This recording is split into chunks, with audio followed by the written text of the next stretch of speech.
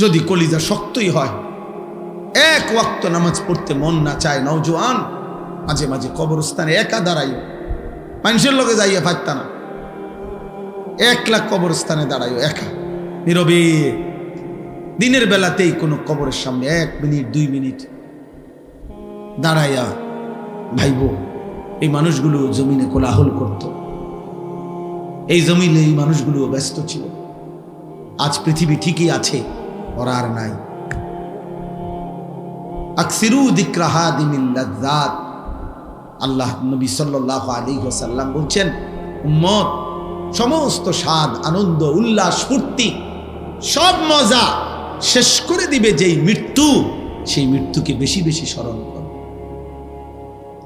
সব সব ঠান্ডা করে দিবে, সব স্তব্ধ করে দিবে, সব স্তব্ধ করে দিবে। আল্লাহ তাআলা বলছে, মিনকুম মান ইউতাওয়াফা মিন ক্বাবলু, আমার বান্দা মনে রেখো, আমি কিন্তু সকলকেই যুবক, সকলকেই বৃদ্ধ বানাই না। মায়ের পেট থেকে বের করার পরে চলতি পথে আমি আল্লাহ তাআলা অনেককেই মৃত্যু দিয়ে ফেলি।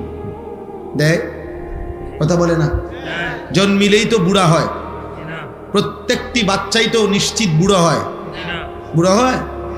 3 বছরের বাচ্চা কবরে নাই, 3 দিনের বাচ্চা কবরে নাই, 6 বছরের বাচ্চা কবরে নাই। তাইলে তুমি কোন হিসাবে ভাবছো তুমি আরো 30 বছর বাঁচবা?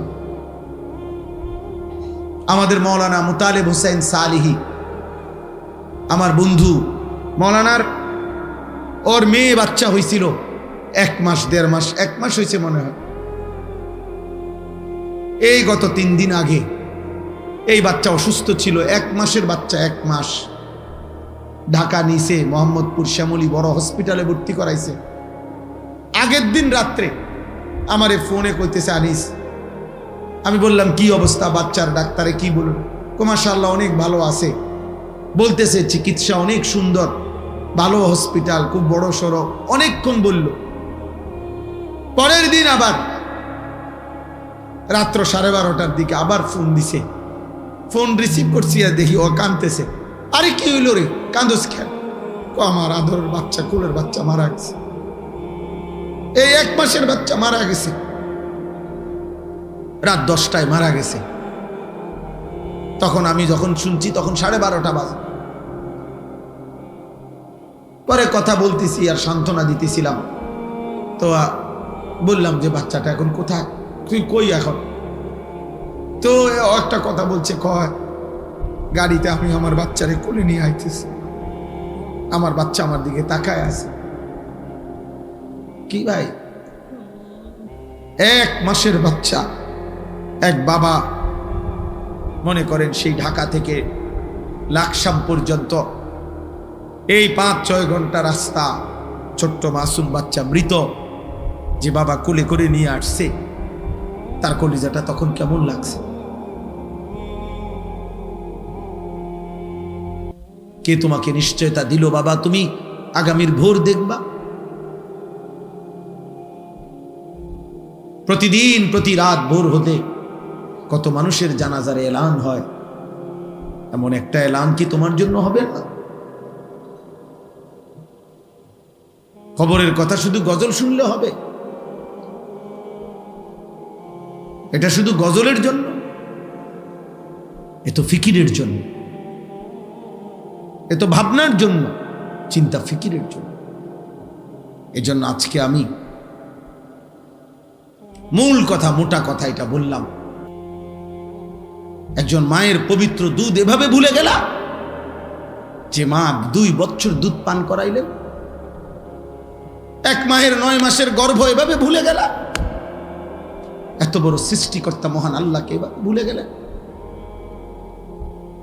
এমন রবকে ভুলা যায়?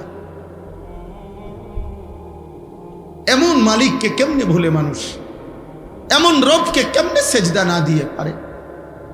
যে রব আমার 24 ঘন্টা আমার অজান্তে, আমি জানিও না আমার কি জরুরত, আমার সে মালিক আমার সকল প্রয়োজন প্রতি মুহূর্তে যিনি পালন করছেন, আমার কাছে পৌঁছিয়ে দিচ্ছেন, এমন রবের নাফরমানি কিভাবে?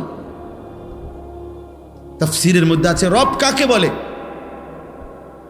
রব বলে ওই সত্তাকে যিনি কোনো বস্তুকে, কোনো জিনিসকে, কোনো কিছুকে তার একেবারে প্রথম অস্তিত্বের প্রথম মুহূর্ত থেকে নিয়ে চূড়ান্ত শেষ পর্যন্ত ধীরে ধীরে সে বলুক বা না বলুক, জানুক বা না জানুক, বুঝুক বা না বুঝুক, তার সকল প্রয়োজন যথা সময়ে যিনি নিজ ইচ্ছায় পৌঁছাচ্ছেন, দিয়ে দিচ্ছেন, ব্যবস্থা করছেন, এমন সত্তা, এমন মালিককে বলে রব। আর সেটা একমাত্র করছে আল্লাহ। এমন রবকে ভোলা যায়? এমন মালিককে সেজদা না দেয় মানুষ? আস্তাগফিরুল্লাহ।